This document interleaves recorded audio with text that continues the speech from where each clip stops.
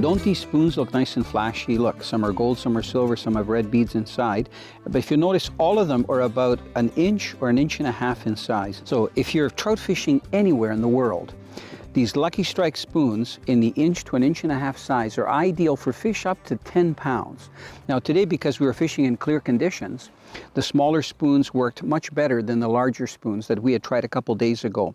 So some of these spoons are great for casting because they're a heavier gauge, and some are better for trolling because they're a lighter gauge and they have more flash and more flutter through the water. So the best way to tell is if you look at the side of the spoon, you can actually see the thickness of the gauge. Because even though they're all about the same size, some have a much faster sink rate. And if you're casting those from shore, you want to make sure you have some of the heaviest spoons that still have good action so you can get out farther. If you're casting from a boat, same thing. But when you're trolling, you want a spoon that's a little thinner and that flutters a bit more. Now, today we also had very good luck fishing the Rapalas. So the nice thing about the Rapala series is when you purchase a Rapala in the store, if you look at the packaging, it tells you the code. This is an F9 Rapala. F means floating, and of course it's the original, and it's 9 centimeters long. And if you look at the end of the package, it tells you how long it is in inches and also the swimming depth, which is very important. So because the water has been cold here on Manitoulin, the fish are feeding in very shallow water. So even if they're in 20, 30 feet of water, they're only feeding in the top 5 feet because that's where all the food is that they're going after. So if you're planning on coming up to Manitoulin, make sure you have a good variety of spoons. And you can actually buy this card, which is great because you have all the spoons right there. And also these Rapalas in size 7 to 9 centimeter original.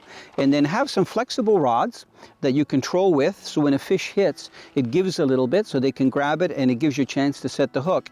If you have the right tackle and you come up at the right time of the year, which is May, it's an excellent month to fish, you're going to catch a lot of fish.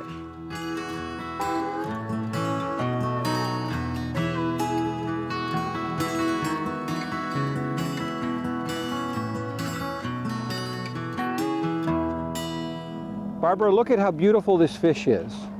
It's nowhere near ready. I'm going to need the net for this one, Barb, because I won't be able to lift it up because it's heavier. Beautiful rainbow, gorgeous spots, hooked right in the side of the mouth. Yesterday we were using steelhead rods and getting fish. We didn't get any this size, but we were getting them up to about 3 pounds. So it's nice that you can use a variety of techniques. These fish will even hit roe here. Oh, what a beautiful fish, Isn't that a gorgeous rainbow? Yeah. Look, oh, and the spoon just came out. Barb, perfect timing. Good. You know, we've been staying at beautiful cottages that are overlooking the water. They're called Bayside Cottages. And from the cottages, you can actually see the rainbows rising in the main bay. Now, because we're going to be keeping this fish, I am putting my hand underneath the gill plate just to hold it up. Isn't that a gorgeous rainbow? Beautiful colors. And you know what? These fish taste great. Not only do they fight good, Barb, that fish is probably about, I'm guessing, 5 pounds. And they're just prime. Okay, I'm going to put it in the live well. Awesome.